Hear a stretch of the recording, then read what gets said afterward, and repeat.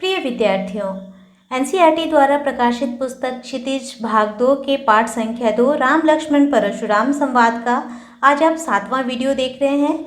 इस वीडियो में आप 5वें दोहे के बाद से 6ठे दोहे तक की व्याख्या को जानेंगे। इस पाठ का प्रसंग तो आप जान ही रहे हैं। इसके पहले के भाग में हमने परशुराम का क्रोध देखा था, जहाँ पर वे क्रोधित होकर विश्वामित्र से कहते हैं कि हे विश्वामित्र, केवल तुम्हारे स्वभाव के कारण मैं इसे छोड़ रहा हूँ, नहीं तो यह बालक वध के योग्य हो गया है। और इस बात पर विश्वामित्र मन ही मन हंसते हैं और सोचते हैं कि मुनि को हरा हरा ही सूझ रहा है। अब इससे आगे देखते हैं। कहेउ लखन मुनि सीलु तुम्हारा, को नहीं जान विदित संसारा। माता पितहि उरिन भय नीके, गुरु ऋनु रहा सोचु बड़ जी के। सो जनु हमरे ही माथे काढ़ा, दिन चली गए ब्याज बड़ बाढ़ा। अब आनिय व्यवहारिया बोली, तुरंत देहु मैं थैली खोली। सुनि कटु बचन कुठार सुधारा, हाय हाय सब सभा पुकारा। भृगुबर परसु दिखाबहु मोही, विप्र विचारी बचौ नृप दोही। मिले न कबहु सुभट रन गाढ़े, द्विज देवता घर ही के बाढ़े। अनुचित कही सब लोग पुकारे, रघुपति सय नहीं लखनु निवारे। लखन उतर आहुति सरिस, भृगुबर कोपु कृसानु। बढ़त देखी जल सम बचन, बोले रघुकुल भानु। कहो लखन मुनि सीलु तुम्हारा। सीलु यानी कि स्वभाव। को नहीं जान विदित संसारा, इस संसार में कौन नहीं जानता है, सबको यह बात मालूम है। माता पितहि उरिन भय नीके, उरिन यानी कि ऋण से मुक्त। आप माता और पिता के ऋण से तो अच्छी तरह मुक्त हो चुके हैं। गुरु ऋनु रहा सोचु बड़ जी के, एक गुरु का ऋण आपके ऊपर बचा है और यह आपके मन के लिए चिंता का विषय बना हुआ है। सोचु यानी कि चिंता। अब यहाँ पर ऋण की बात हुई है, माता पिता और गुरु के ऋण की। तो ऐसा माना जाता है कि इन तीनों के ऋण से उड़िन नहीं हुआ जा सकता है। हम चाहे उनकी कितनी भी सेवा भाव कर लें, कितना भी आदर कर लें, लेकिन उनका जो हमारे ऊपर ऋण है उसको चुकाया नहीं जा सकता। अब परशुराम से संबंधित इसके पीछे एक कहानी है। हुआ यूँ कि परशुराम के पिता जमदाग्नि, उन्होंने अपनी पत्नी को एक घड़ा दे के रखा था, यानी कि परशुराम की माता को। वह घड़ा मिट्टी का था। उसके साथ कुछ ऐसा उन्होंने किया था कि अगर उनकी पत्नी के मन में किसी भी पुरुष के प्रति प्रेम की भावना आएगी तो उस घड़े में एक दरार आ जाएगी। अब उनकी पत्नी एक दिन पानी लाने गई नदी में, और नदी के ऊपर से वहाँ आकाश में एक देवदूत गुजर रहा था। नदी के पानी में उसकी छाया दिखाई दी और उनके मन में बस एक बात आई कि यह देवदूत कितना सुंदर है। और इस बात के आते ही उस घड़े में दरार पड़ गई। जब तक वो घर आती है तो उसका पानी कम हो गया रहता है। मुनि को क्रोध आता है और वह अपने बेटों से कहते हैं कि वह अपनी माँ की हत्या कर दे। उनके बेटे तैयार नहीं होते और जमदाग्नि क्या करते हैं कि अपने बेटों का वध कर देते हैं। उसके बाद बारी आती है परशुराम की। तो परशुराम अपनी माँ का वध करने के लिए तैयार हो जाते हैं। वो कहते हैं कि ठीक है। और ऐसा करने के पीछे कहा जाता है कि उनकी सोच यह थी कि पिता ने उन्हें जन्म दिया है और इसीलिए पिता की आज्ञा मानकर वह उनके ऋण को चुका रहे हैं। तो उन्होंने अपने माता की हत्या कर दी। इस बात से परशुराम बहुत प्रसन्न हुए। परशुराम के पिता बहुत प्रसन्न हुए जमदाग्नि, और उन्होंने कहा कि मांगो कि तुम क्या वरदान मांगते हो।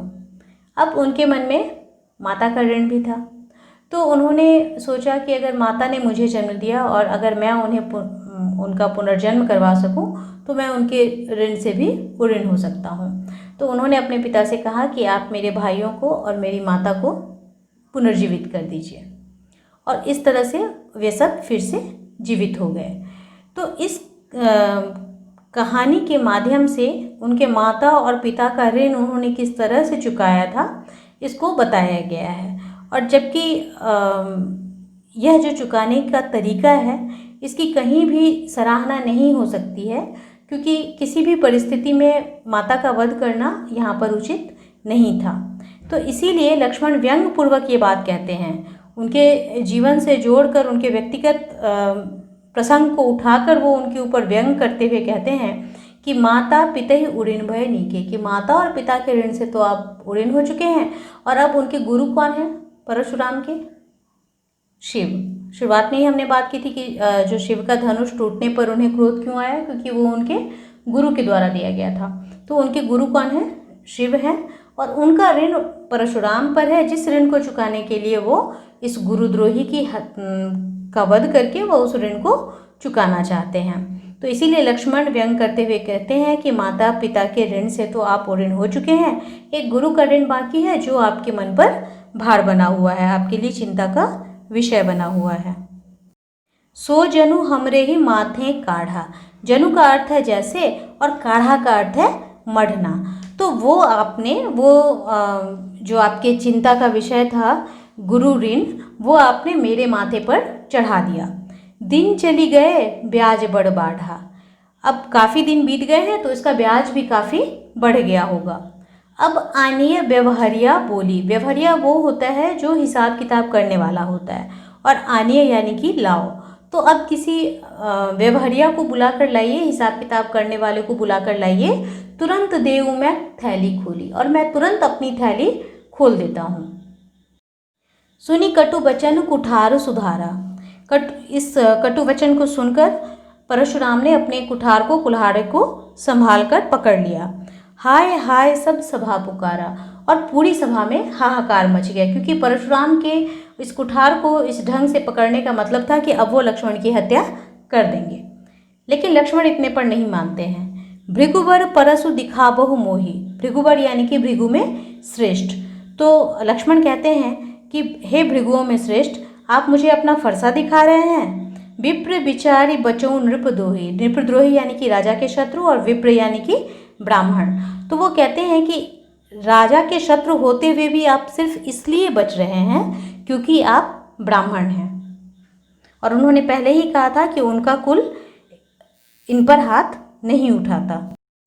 मिले न कबहु सुभट रन गाढ़े। सुभट यानी कि अच्छे योद्धा।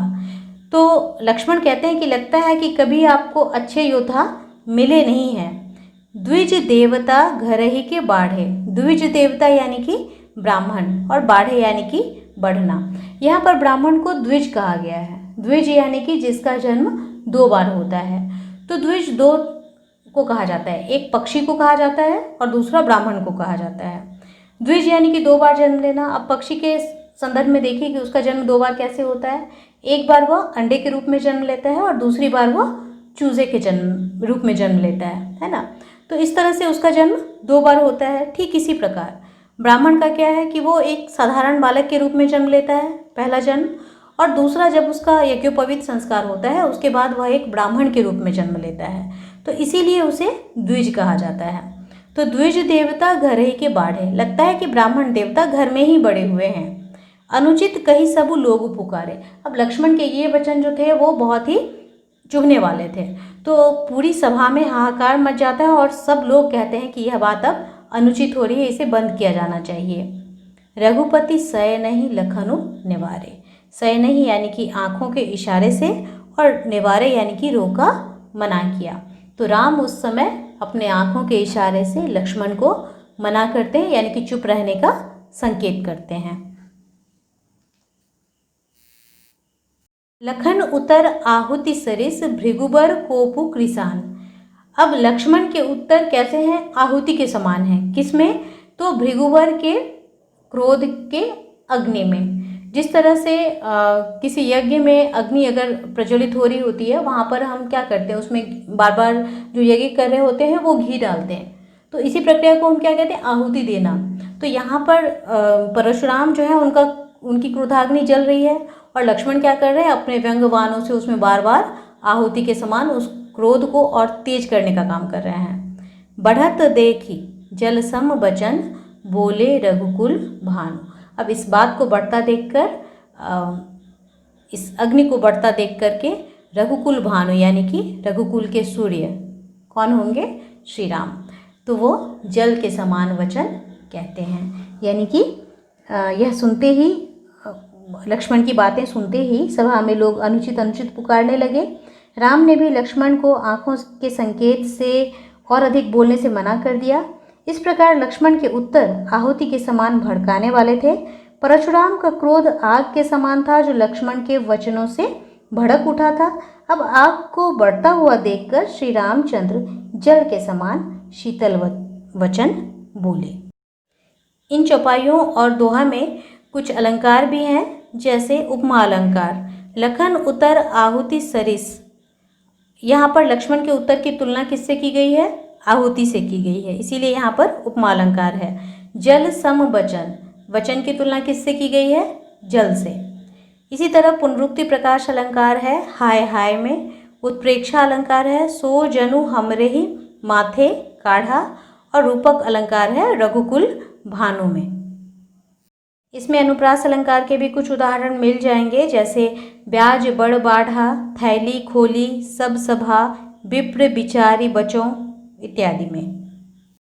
अब आपने इस पाठ में संकलित 24 चौपाई एवं 6 दोहों को पढ़ लिया है।